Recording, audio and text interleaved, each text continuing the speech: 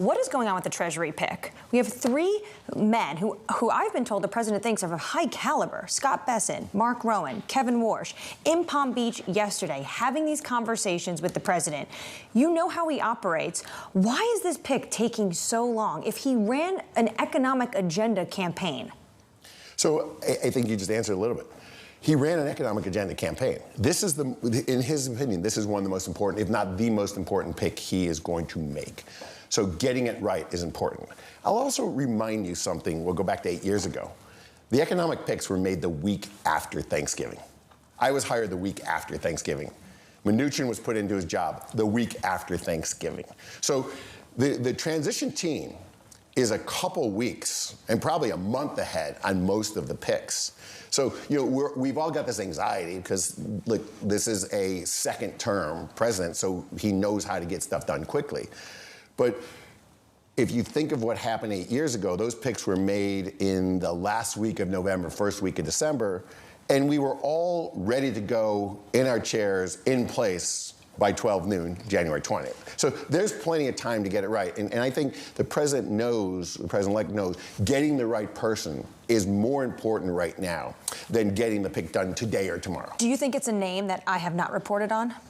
Look, I'm not involved in the process. I think the president will put any and every name that he thinks can do the job well on the list, and he will choose what he thinks is the best person to do the job. Do you think it's feasible for President-elect Donald Trump to achieve his goals of the tariffs that he's put out there while acquiescing or creating some calm in the bond market?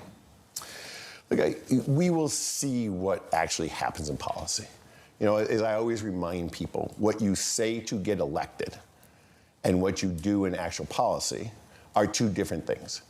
Americans like to hear what your ultimate idea is to get done, but we've got a very rigorous policy process in the United States. We've got a House, we've got a Senate, we've got lots of constituencies, and when it comes down to actually executing and implementing policy, it is not exactly what the president wants. In fact, every piece of legislation is a compromise. There's no perfect piece of legislation in America because at some point people have to compromise. So we'll see what the president can get done.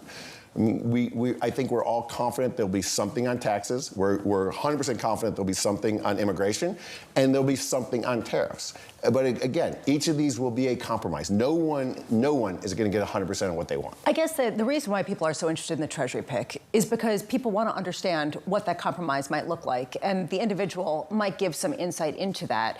Do we have a sense, and will this sort of be the ultimate test for you, how much Congress pushes back on some of the picks that have already been announced that are controversial even among Republicans? Will that be sort of a test of just whether the checks and balances will work at the same time when a lot of people are saying this time is different and that this president-elect actually has something of a mandate that is very different than in 2016? I think every Congress and every president, when they come in, and they put their nominations through and they go through the consent process, it's different every 4 years. Every president goes through a different process. You have a different makeup of a Senate. You have a different sort of body. And by the way, the body will be different at the end of this year, and then it will transition. I think it's January 3rd is the swearing of the new Senate. It will change January 3rd in the middle of the process. Right. So some of these nominees could actually go through an approval process with this current sitting Senate. Some may go through with a new Senate. Probably the vast majority will go through with the new Senate because it takes time to get the paperwork through, it takes time to get the vetting through. But every one of these events is unique, and it's uniquely different because there are different personalities involved. There's different people went through different elections. Yeah. Certain states changed. They became redder. So the senator may or may not be more comfortable taking a certain point of view. So you literally have to watch each of these as an individual, unique event.